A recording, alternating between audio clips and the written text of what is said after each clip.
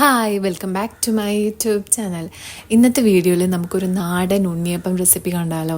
നമ്മുടെ വിഷു സ്പെഷ്യലായിരുന്നു.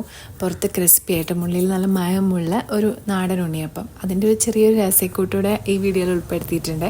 അപ്പം മസ്റ്റായിട്ട് ഫുള്ളായിട്ട് വീഡിയോ കാണണേ. ആദ്യം തന്നെ കുറച്ച് അരിപ്പൊടി മാറ്റി വെച്ചിട്ടുണ്ട്. പിന്നെ നമ്മൾ ശർക്കര പാനി ഉണ്ടാക്കാൻ വേണ്ടിയിട്ട് ആ ശർക്കര സ്റ്റവ് ഓണാക്കി അടുപ്പത്ത് വെച്ചു.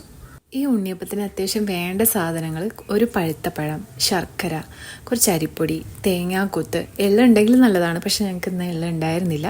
പിന്നെ കുറച്ച് ഏലക്കാപ്പൊടി, പിന്നെ ഒരു നുള്ളുപ്പ്, നമ്മൾ ആ ഒരു മധുരം ബാലൻസ് ചെയ്യാൻ വേണ്ടി. അങ്ങനെ ഈ ഇൻഗ്രീഡിയൻസ് ഒക്കെ ചേർത്തിട്ട് ഞങ്ങൾ ബാറ്റർ തയ്യാറാക്കിയിട്ടുണ്ട്. ഇനി അതിലോട്ട് നെയ്യിൽ കുറച്ച് തേങ്ങാക്കൊത്ത് വാട്ടിയിട്ടാൽ മതി. എള്ള് പിന്നെ ഞാൻ പറഞ്ഞല്ലോ ഉണ്ടായിരുന്നില്ല, അതുകൊണ്ട് ഞങ്ങളത് സ്കിപ്പ് ചെയ്തു. അതിന് ശേഷം നെയ്യിൽ വാട്ടിയെടുത്ത മറ്റേ തേങ്ങാക്കൊത്തും ഏലക്കാപ്പൊടിയും ഒക്കെ ഇട്ടിട്ട് എല്ലാം ഒന്ന് മിക്സ് ചെയ്തെടുക്കുന്നുണ്ട്. മാവ് കുറച്ച് സമയം വെച്ചാൽ ഉണ്ണിയപ്പം നല്ല സോഫ്റ്റായിട്ട് കിട്ടും. പിന്നെ എപ്പോഴും ഈ മാവ് ഉണ്ടാക്കുമ്പോൾ ശ്രദ്ധിക്കേണ്ട കാര്യം ഈ ഒരു കൺസിസ്റ്റൻസിയാണ്. ദോശമാവിൻ്റെയും ഇഡ്ഡലി മാവിൻ്റെയും രണ്ടിനും ഇടയിലുള്ളൊരു കൺസിസ്റ്റൻസിയാണ്. അങ്ങനെ ഞങ്ങൾ കുറച്ച് നേരം ഈ മാവ് കൂട്ടി വെച്ചിട്ടുണ്ടായിരുന്നേ.